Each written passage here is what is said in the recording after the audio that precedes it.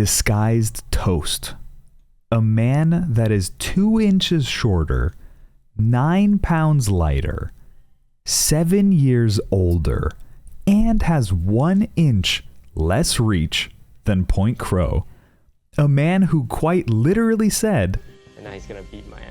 In a pre-fight interview, a man who got absolutely bamboozled with a punch in the balls, followed by a few sledgehammers to the brain, wins the chess boxing event with a bloody nose and a headache. A lot going on. Mostly the pain in my head. Let's break down how this happened. DisguisedToast versus Point Crow, round 1, they start off playing chess. They jump into a queen's pawn opening into a London system. Point Crow quickly develops his pieces, only to be mirrored by Toast, who's doing the exact same opening. If you want to learn more about these openings, by the way, check out GothamChess's YouTube channel. Levy was a commentator at this event. I actually met him. He's super nice, and he breaks down everything in the game of chess in a really, really succinct and digestible way. So definitely check out his channel. But I'll put a link down in the description. If you already know who Gotham Chess is and you're subscribed to him, instead of clicking on his channel in the description, just like this video instead so it boosts my ego. But look at this.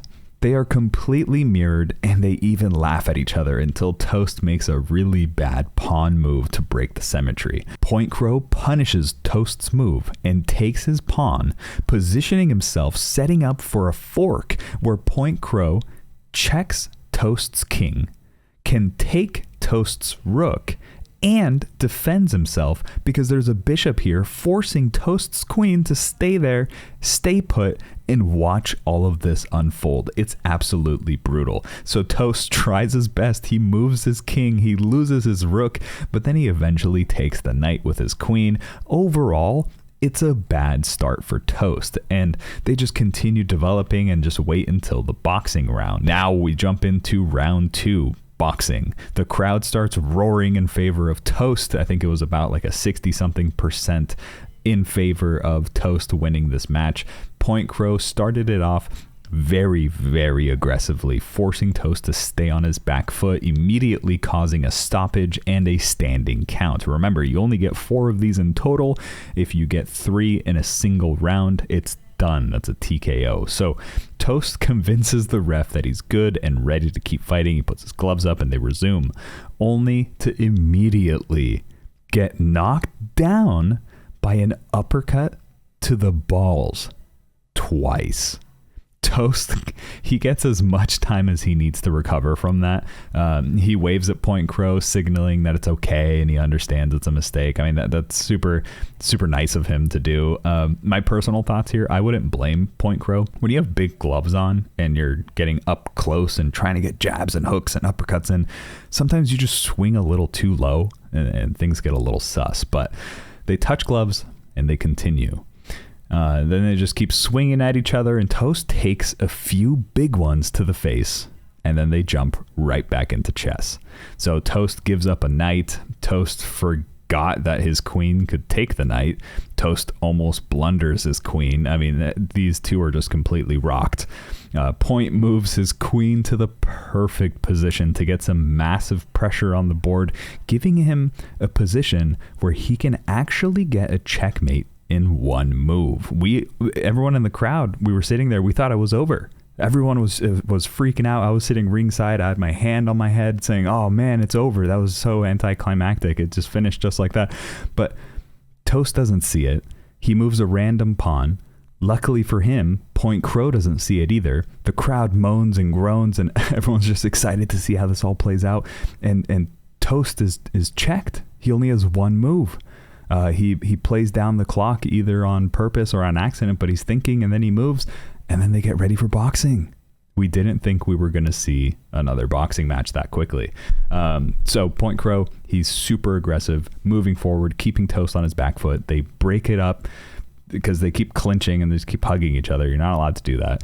And then Toast gets a few good headshots in on Point, and then they break it up again. Toast gets a few more shots in the face, and then it gets broken up again, and then, just shots back and forth, and it gets broken up again, and then Toast gets a massive punch, and then receives a massive counter in return, and then gets broken up again.